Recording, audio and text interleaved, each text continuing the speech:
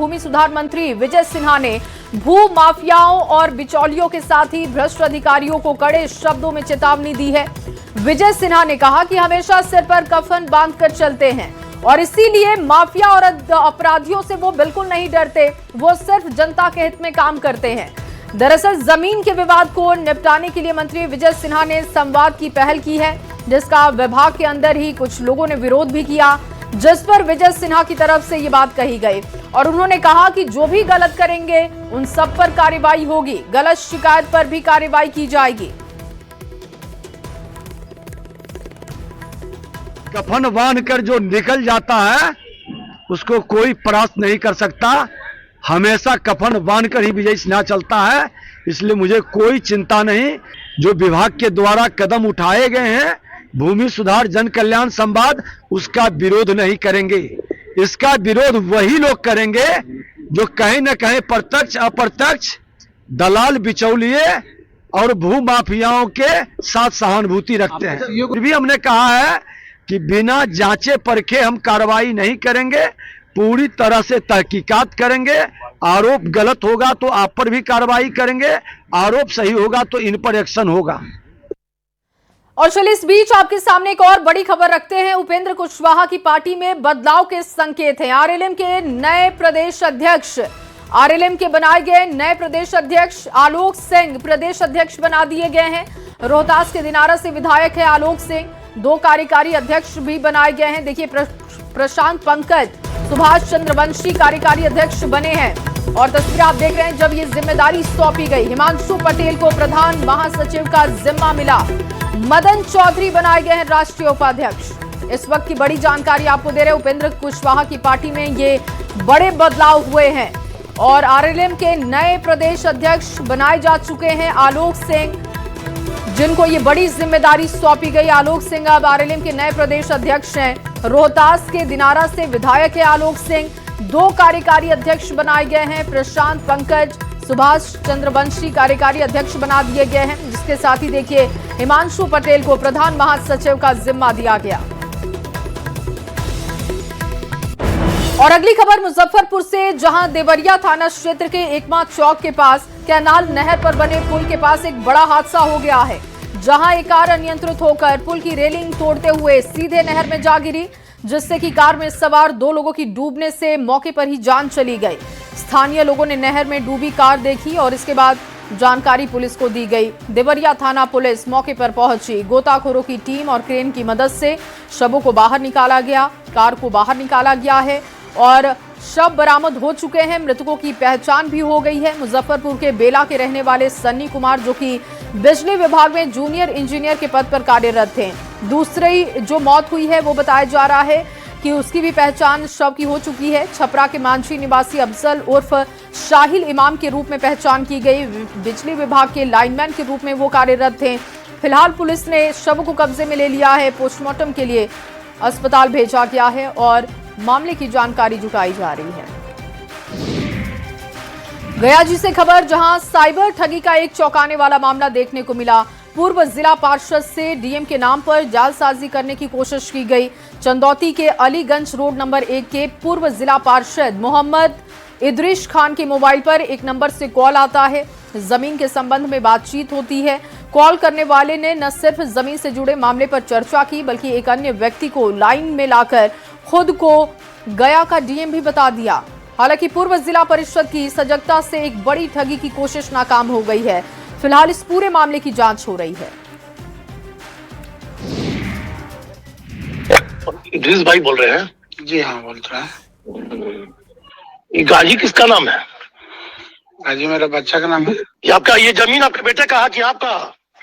अब देखने पर बाद में पता, कागज देना साइड देखेंगे तभी बताएंगे। हम लोग जो है उड़नदस्ता बनाते हैं। डीएम साहब, डीएम साहब से बात कीजिए तो आप। हाँ बोल दिए। हेलो जी आदाब। क्या मैटर है बताइए।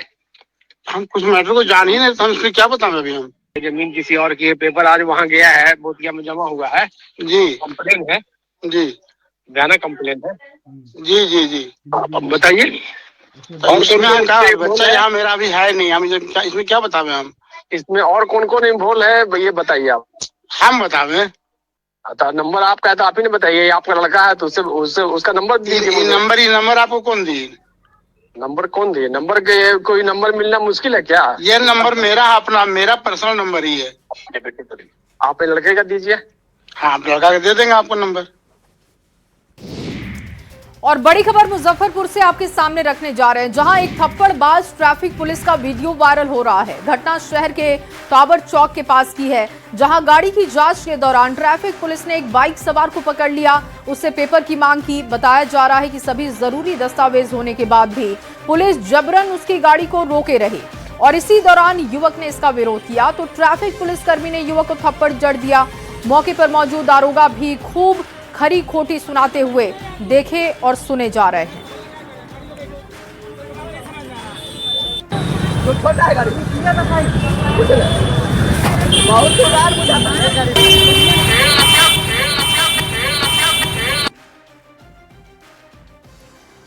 और अब आपके सामने आरा से बड़ी खबर रखने जा रहे हैं। नाबालिग को बंधक बनाकर रेप किया गया है। घटना के बाद आरोपी फरार है।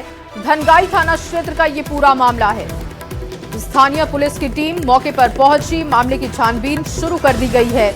नाबालिग से रेप की घटना को अंजाम दिया गया है। इस वक्त की बड़ी खबर आपके सामने, धनगाई थाना क्षेत्र का ये पूरा मामला बताया जा रहा है। जानकारी मिल रही है कि बंधक बनाकर नाबालिग का रेप किया गया। घटना के बाद से आरोपी फरार है। छानबीन में स्थानीय पुलिस की टीम जुटी हुई है। कोशिश की जा रही है आरोपी की गिरफ्तारी करने की और इसके लिए लगातार दबिश दी जा रही है। चंदन कुमार ज्यादा जानकारी के साथ जुड़ चुके हैं। चंदन, आरोपी की गिरफ्तारी को लेकर इस वक्त क्या जानकारी है, क्या अपडेट है खबर पर? देखिए, पूरा मामला भोजपुर जिले के धनगाई थाना क्षेत्र के गांव से जुड़ा हुआ है, जहां की तकरीबन एक सप्ताह तक उस नाबालिग लड़की को बंधक बनाकर रेप करने की बात कही जा रही है। हालांकि आरोपी अभी भी पुलिस की पकड़ से बाहर है। हालांकि घटना के बाद पूरे इलाके में आक्रोश का माहौल है और लोग आरोपी की गिरफ्तारी की मांग कर रहे हैं। उसको लेकर के जो है ये घटना को लेकर के पूरे इलाके में सनसनी मच गई। हालांकि घटना के तकरीबन एक सप्ताह के बाद जो परिजन हैं, जब वो लड़की बरामद हुई उसके बाद वे लोग थाने पहुंचे और थाने में उन लोगों ने आवेदन दिया है इस संदर्भ में। लेकिन क्या जो पीड़ित पक्ष है उसकी तरफ से, जैसा आप बता रहे हैं कि हफ्ते दिन पहले लड़की को उठाया गया था, तो क्या इसकी जानकारी पुलिस को दी गई थी और क्या इस आरोपी को वो जानते हैं पहले से जिस पर आरोप लग रहे हैं रेप के? बिल्कुल, देखिए, आरोपी गांव का ही युवक बताया जा रहा है। परिजनों से जो बातचीत हुई उसके आधार पर यह जानकारी मिली है कि लड़की जब गायब हुई थी तो उन लोगों ने गुमशुदगी को लेकर के एक आवेदन थाने में जरूर दिया था, लेकिन पुलिस ने सक्रियता नहीं दिखाई, जैसा परिजनों का आरोप है। उसके बाद जब लड़की एक सप्ताह बाद बरामद हुई तो वो लोग थाने पहुंचे और उन लोगों ने पूरे घटना की जानकारी थाने पर दी। हालांकि इस मामले पर हमने भोजपुर के पुलिस अधीक्षक से बात की है तो उनका साफ तौर पर कहना है कि जो घटना सामने आई है उसको लेकर के पुलिस कार्रवाई करने में जुटी हुई है। आरोपी की पहचान कर ली गई है, जल्द गिरफ्तार कर लिया जाएगा उसको, लेकिन अभी तक वो पुलिस की पकड़ से बाहर है। वहीं जो गांव वाले हैं वो भी काफी आक्रोशित हैं और उन लोग लगातार जो कार्रवाई की मांग कर रहे हैं और पुलिस के द्वारा ये बताया जा रहा है कि जल्द ही आरोपी को गिरफ्तार कर लिया जाएगा, लेकिन अभी भी वो पुलिस की पकड़ से बाहर है। जी, बहुत शुक्रिया आपका तमाम जानकारी के लिए चंदन। तो धनगाई थाना क्षेत्र का ये मामला है। बताया जा रहा है कि 7 दिन पहले नाबालिग को उठाया गया था, बंधक बनाकर उसके साथ रेप की घटना को अंजाम दिया गया। आरोपी फरार है, गांव का ही ये युवक बताया जा रहा है। अब पुलिस की टीम लगातार दबिश दे रही है ताकि आरोपी की गिरफ्तारी हो सके। और अगली बड़ी खबर कैमूर से आपके सामने रखने जा रहे हैं, जहां अकेली पाकर एक नाबालिग लड़की से गांव के ही 2 युवकों ने दुष्कर्म किया है। अश्लील वीडियो भी इसका तैयार किया गया और उसी वीडियो के आधार पर ब्लैकमेल कर नाबालिग से कई बार दुष्कर्म किया गया। इतना ही नहीं, वीडियो का आधार तीसरा युवक भी ब्लैकमेल कर शारीरिक संबंध बनाना चाहता था। परिजनों के साथ थाना पहुंची नाबालिग के आवेदन पर पुलिस ने कार्रवाई करते हुए तीनों युवकों को गिरफ्तार किया। उसके माता पिता उस बच्ची को लेकर के आज ही थाने पे आए थे। कैमूर पुलिस को जैसे ही जानकारी हुई, चैनपुर थाना में इसकी एक टीम एसडीपीओ महुआ के नेतृत्व में हम लोगों ने बनाई, जिसमें महिला पुलिस पदाधिकारी वगैरह भी थी, और त्वरित कार्रवाई करते हुए इस घटना में शामिल तीनों अभियुक्तों को गिरफ्तार कर लिया गया है। और आगे बढ़ते हुए आपके सामने बड़ी खबर रखे, जहानाबाद की नीट छात्रा संवेदना के साथ दरिंदगी और मौत मामले में अब तक का सबसे बड़ा अपडेट आपके सामने रखने जा रहे हैं। सीआईडी, एफएसएल और एसआईटी की जांच से जुड़ी खबर। जांच के दायरे में 4 से 5 संदिग्ध युवक, 2 युवक सीधे शंभू हॉस्टल से जुड़े हुए बताए जा रहे हैं। मनीष रंजन का बेटा भी शक के दायरे में है और इसके अलावा देखिए हॉस्टल संचालिका का बेटा भी शामिल है। सभी की उम्र 18 से 21 साल के बीच में है। 2 युवक जहानाबाद के रहने वाले बताए जा रहे हैं। एक छात्रा का करीबी, दूसरा रिश्तेदार बताया जा रहा है और कपड़े पर मिले स्पर्म को लेकर संदेह है और इसी उम्र के युवक के स्पर्म होने का दावा किया गया है। रिपोर्ट में जांच के दायरे में सभी को लाया गया है। सबसे यंग 4 से 5 युवक, कुल 25 लोगों के डीएनए सैंपल लिए गए हैं। और देखिए अब ये सबसे बड़ा खुलासा कि 2 युवक सीधे शंभू हॉस्टल से जुड़े हुए हैं, उनका भी सैंपल लिया गया है, जांच हो रही है, डीएनए मिलान किया जा रहा है। 4 से 5 संदिग्धों को पकड़ा गया है इस पूरे मामले में और इन सभी की उम्र 18 से 21 के बीच में है। अब तक 25 लोगों का डीएनए सैंपल लिया गया है। तो जांच का दायरा जैसे जैसे बढ़ते जा रहा है वैसे वैसे इसकी आंच में कई लोग फंसते जा रहे हैं। और अब देखिए जो बड़ा खुलासा हुआ है कि 4 से 5 युवकों पर यह पूरी जांच अब सिमटती हुई दिख रही है। और अब पटना से आपके सामने बड़ी खबर रखने जा रहे हैं। जमीन विवाद में गोलीबारी की खबर है। रसलपुर गांव में जमीनी विवाद में भतीजे ने चाची और चचेरे भाई को गोली मार दी। इस वक्त की बड़ी खबर, भतीजे ने अपनी चाची और चचेरे भाई को गोली मारी है। चाची की मौके पर जान चली गई, चचेरा भाई गंभीर रूप से घायल है। गोली चलने के बाद एक ग्रामीण के सिर में भी गोली लगी है, इसकी जानकारी है। स्थिति उसकी भी गंभीर है। दोनों घायलों को इलाज के लिए पीएमसीएच भेजा गया है। वहीं पुलिस इस पूरे मामले की छानबीन में है। पुलिस ने इस शव को अपने कब्जे में लिया है, पोस्टमार्टम के लिए भेजा है। मृतका की पहचान रसलपुर गांव निवासी राज मंत्री देवी के रूप में की गई। घायलों की पहचान मृतका के पुत्र राजन कुमार, ग्रामीण की पहचान देवसागर सिंह के रूप में कर ली गई है। फतुआ थाना क्षेत्र के रसलपुर गांव की ये घटना है और घटना को लेकर इस वक्त गांव में तनाव की स्थिति है। चाचा मेरे पापा में बात हो रहा था, चाचा के बेटा आया था, रेप गोली मार दिया मेरा माई के। गोली मारने वाला कौन? मारने वाला चचेरा भाई है, हमारे चाचा का बेटा है। क्या नाम? शिवम नाम है। विवाद क्या था? विवाद कुछ नहीं था, वो खेत बाड़ी के थोड़ा सा लफड़ा था, हल्के फल्के बात हो रहा था। वो आया डायरेक्ट गोली चला दिया। 2 भाइयों के बीच में आपस में विवाद था। उसी विवाद में एक भतीजे ने अपनी चाची को ही गोली मार दी है, जिसकी मृत्यु हो गई है और एक ग्रामीण को भी गोली लगी है। और भी कोई इंजर्ड है सर इस मामले में? हम मृतका के बेटे को भी गोली लगी है। विवाद क्या था सर? वो जमीन का विवाद था आपस में। ठीक है सर। कुछ बरामद भी है सर? हाँ, 2 कट्टा बरामद हुआ है, एक तलवार बरामद हुआ है। घटना में प्रयुक्त मोटरसाइकिल भी बरामद हुई है। और अगली बड़ी खबर हाजीपुर से आपके सामने रख रहे हैं। गोली मारकर महिला की हत्या कर दी गई। घर में ही गोली मारकर महिला की जान ले ली गई। किसी ने नहीं सुनी गोली की आवाज। गुड़िया कुमारी है मृतका का नाम, जज का ड्राइवर है मृतका का पति और नगर थाना के चौहट्टा इलाके की ये घटना है। पुलिस एफएसएल की टीम अब मौके पर पहुंची, जांच में जुटी हुई है। परिजनों ने पड़ोसी पर इसके आरोप लगाए हैं। हिरासत में 2 लोगों को लिया गया है। गई थी, उसके बाद एक और बाप रे की तो फिर मम्मी को लगा कि गिर उड़ गई होगी। मम्मी चिल्ला गिरे, दौड़ रहे थे, गिर गल को बुझाई तो गिर गया। तो हम दौड़ते हुए आए, ऐसा ही गमछा कपड़ा उपड़ा खोले हुए थे, जंघिया पहने हुए थे, ऐसे ही आए दौड़ते हुए। उठाया, उस समय ठीक थी, बोले कि हम ठीक है, ऐसा ही बोले कि हम ठीक है। उठाया, उसको ऊपर ले ही जा रहे थे तो ब्लड हाथ में आने लगा। ब्लड आने लगा तो हम ब्लड लग रहा है कि माथा फट गया होगा गिरने से। रही फिर उसके बाद क्या बताया उसको? अस्पताल में बताया कि डेथ कर दिया। बोला कि हाँ गोली लग गया सर में। तो आपको नहीं पता चला? नहीं, हम लोग को पता नहीं चला। हम लोग जब नीचे लेकर भी गए ना, उस समय सब दरवाजा खोला। जो पति हैं उनके द्वारा आरोप जो है अपने पड़ोसी पे लगाया गया है कि उनसे 2 दिन पहले झगड़ा हुआ था, उसके लेकर ये घटना कारित की गई है।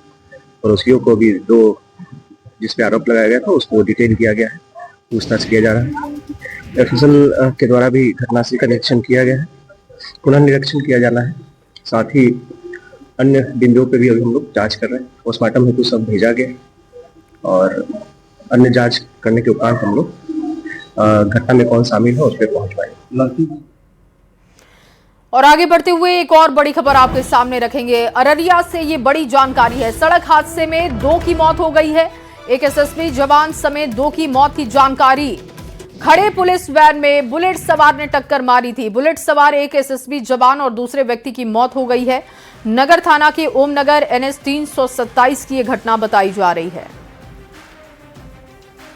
कुमार कुशवाहा और बिक्की जायसवाल ये 2 लड़के थे। कल शादी समारोह था तो कुछ काम से अररिया गए थे, रिटर्न हो रहे थे। रिटर्न होने के क्रम में आगे में कुत्ता आ गया। कुत्ता आने से इनका बैलेंस गड़बड़ाया और वहाँ पुलिस गाड़ी लगी हुई थी। पुलिस गाड़ी से टकरा गए दोनों लड़के और डेथ कर गए। ये सुधीर जो है अररिया SSB में ही तैनात थे और बच्ची का एक्सीडेंट इनका हुआ था, उसके चलते ये छुट्टी लिए हुए थे और आज इनको बेटी को लेकर जाना था पटना उसके इलाज के लिए और हम लोग आज पोस्टमार्टम रूम में हैं। ये अररिया RS के लिए बहुत दुखद घटना है। और अगली बड़ी खबर पटना से। डॉक्टर के घर में घुसकर लूटपाट की गई। हथियार के बल पर यह लूटपाट की गई है। हथियार बंद अपराधियों ने हथियार का डर दिखाकर लूटपाट की घटना को अंजाम दिया। अपराधियों ने लगभग 3 लाख रुपए के गहने लूटे हैं। विरोध करने पर डॉक्टर के परिजनों के साथ मारपीट की गई। घटना को अंजाम देने के बाद अपराधी मौके से फरार हो गए। पीड़ित डॉक्टर हिमांशु ने थाने में मामला दर्ज करवा दिया है। पूरे मामले की जानकारी अब जुटाई जा रही है, छानबीन हो रही है। FSL की टीम भी मौके पर पहुंची, साक्ष्य जुटाए जा रहे हैं। अगमकुआ थाना क्षेत्र के बहादुरपुर हाउसिंग कॉलोनी की ये पूरी घटना बताई जा रही है, जहां पर डॉक्टर फैमिली से लूटपाट की गई है। 3 लाख रुपए की कीमती गहनों पर हाथ साफ किया गया है। डॉक्टर के परिजनों के साथ मारपीट की गई है। प्राथमिकी दर्ज करवा दी गई है। FSL की टीम मौके पर पहुंची है और साक्ष्य जुटाने के बाद अब इस पूरे मामले की गहनता से पड़ताल की जा रही है। और अगली बड़ी खबर मुजफ्फरपुर से आपके सामने रखेंगे। धड़ल्ले से चल रहा जमीन का खेल। सरकारी जमीन पर कब्जा किया जा रहा है। भूमाफिया बेच रहे सरकारी जमीन और प्रस्तावित विवाह भवन की जमीन बेचा गया। जमीन को बेच दिया गया है। सकरा के बग नगरी की यह घटना बताई जा रही है। डीएम ने कार्रवाई के आदेश दिए। पूरे मामले का खुलासा तब हुआ जब मुजफ्फरपुर के सकरा प्रखंड में प्रस्तावित विवाह भवन के भूमि पूजन के लिए जमीन की तलाश शुरू हुई। जब खोजबीन शुरू की गई तो पता चला कि कई एकड़ सरकारी जमीन पर भूमाफिया और दबंगों ने या तो कब्जा कर लिया है या उसे गलत तरीके से बेचा है। इस पूरे मामले को लेकर मुखिया ने कई बार अंचलाधिकारी को भी पत्र लिखा, कोई कार्रवाई नहीं हुई। मामले को लेकर मुजफ्फरपुर के जिलाधिकारी सुब्रत कुमार सेन ने बताया कि संज्ञान में मामला आ चुका है। अनुमंडल पदाधिकारी पूर्वी को पूरे मामले की जांच कर रिपोर्ट देने के निर्देश है। डीएम ने इस खेल में शामिल सभी के खिलाफ कड़ी कार्रवाई की बात कही। यहाँ पे करीब 10 से 12 एकड़ जमीन जो है कि बिक चुका है। निजी कब्जे में चला गया। हाँ, निजी कब्जे में चला गया है और पत्राचार हमने बहुत सारा किया लेकिन अभी तक उस पे कोई कार्रवाई नहीं हुई है। लोगों ने उस पर कब्जा कर लिया है, किसने बेचा है ये सब पता चला? ये पंचायत के यही के बिशनपुर बहनगरी पंचायत के ही कुछ दबंग लोग हैं जो कि इस जमीन को खरीद बिक्री आपस में ही आप आज उसको लिख दिए कल उसको लिख दिए, ऐसे करके वही लोग इसको दखल कब्जा में रखे। जो सरकारी भूमि है उस पर अवैध दखल कब्जा अतिक्रमण लोगों का है। इसी में कुछ लोग जो है रजिस्ट्री भी कर दिया है एक दूसरे को। जैसे सामने एक पोखर है 1536, उसका रकबा है 1 एकड़ 45 डिसमिल, उसमें से कुछ लोग जो है रजिस्ट्री भी ले लिया है। मुखिया जी जो हैं 2022 से कंटिन्यू आवेदन दे रही हैं कि यहाँ के मैटर को सॉर्ट आउट कीजिए। यहाँ बड़े पैमाने पे भूमाफिया एक्टिव है जो कि 1 एकड़ नहीं कई एकड़ जो है लोग जमीन दखल कब्जा कर लिया है, अवैध रूप से बेच दिया है और इसके लिए हम बार-बार लिखे हैं। कितनी जमीन बिक गई होगी अब तक? अब तक करीब टोटल जमीन ही बिका हुआ है। सब मिली है। मैंने SDO को बोला है कि इसको एक बार चेक करवा लें कि जो दावा वहाँ के स्थानीय जनप्रतिनिधि, जैसा आप लोग बता रहे हैं कि वहाँ के मुखिया जी कर रही हैं कि लोगों ने सरकारी जमीन की खरीद बिक्री की है, तो इस तरह का अगर साक्ष्य पाया जाएगा तो निश्चित रूप से कानूनी कार्रवाई भी होगी और जो लोग भी इसमें संलिप्त हैं उनके विरुद्ध हम लोग, अगर कोई सरकारी कर्मी होंगे तो अनुशासनिक कार्रवाई भी होगी। और इस खबर के साथ एक छोटा सा ब्रेक, जल्द हाजिर होंगे, आप बने रहिए हमारे साथ। उससे पहले एक बड़ी खबर आपके सामने रखने जा रहे हैं। नीट छात्रा की मौत का ये मामला है। डीजीपी ने समीक्षा, छात्रा से रेप और मौत का मामला, डीजीपी ने इस पूरे मामले की समीक्षा की है। छात्रा से रेप और मौत का मामला है, डीजीपी विनय कुमार ने समीक्षा की।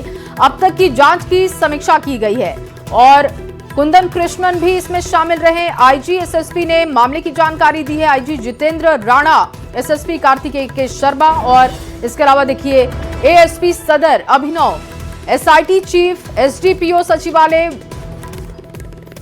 सभी उपस्थित रहे। समीक्षा पूरे मामले की गई है। नीट छात्रा मौत का मामला है, डीजीपी ने यह समीक्षा की है।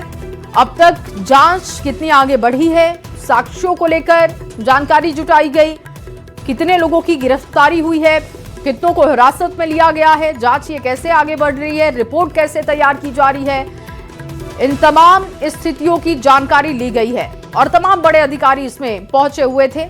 आपको बता दें कि देखिए इसमें पटना आईजी जितेंद्र राणा थे, एसएसपी थे पटना के, इसके अलावा एएसपी, एसआईटी चीफ, एसडीपीओ सचिवालय, तमाम अधिकारी एक साथ बैठकर मामले की समीक्षा करते हुए देखे गए हैं। नीट छात्रा की मौत का मामला है।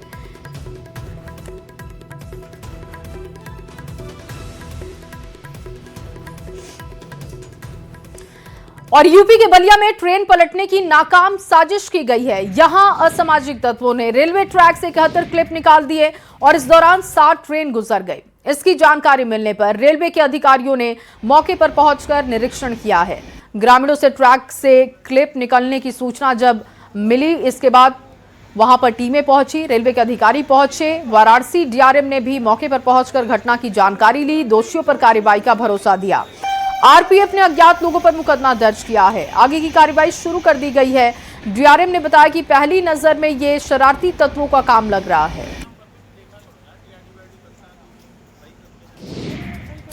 और सऊदी अरब में फंसे 161 भारतीय लोग सऊदी अरब के अबहा से वीडियो बनाकर भेज रहे हैं। पीड़ितों ने 2 साल से फंसे होने की बात कही।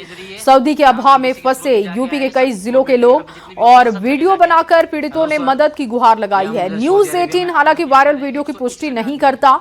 अंबेडकर नगर और इसके अलावा गोरखपुर, बस्ती, राजस्थान के झुंझुनू सहित कई जिलों के लोग इसमें शामिल हैं, जिनका ये वीडियो बताया जा रहा है, जिन्होंने मदद की गुहार लगाई है। कंपनी ने 6 माह का दिया था वीजा, जो कि एक्सपायर होने के बाद वो वहां पर फंस गए हैं और अब भारत सरकार से गुहार लगा रहे हैं कि उनकी वापसी कराई जाए। 61 आदमी, पूरे आदमी इंडियन नेशनल। वाराणसी में एक्टर अनुपम खेर ने काशी विश्वनाथ मंदिर में दर्शन पूजन किए और संतों का आशीर्वाद लिया। इसे लेकर उन्होंने सोशल मीडिया पर पोस्ट कर जानकारी दी।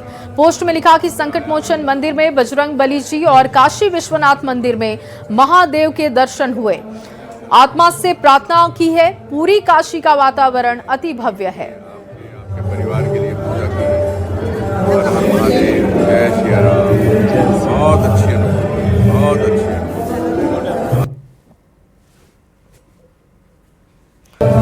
और ये तस्वीर आप देख रहे हैं, वाराणसी की तस्वीर है। संकट मोचन के दर्शन, काशी विश्वनाथ के दर्शन करने के बाद अनुपम खेर ने एक वीडियो तैयार किया। वातावरण है। और चलिए इसी खबर के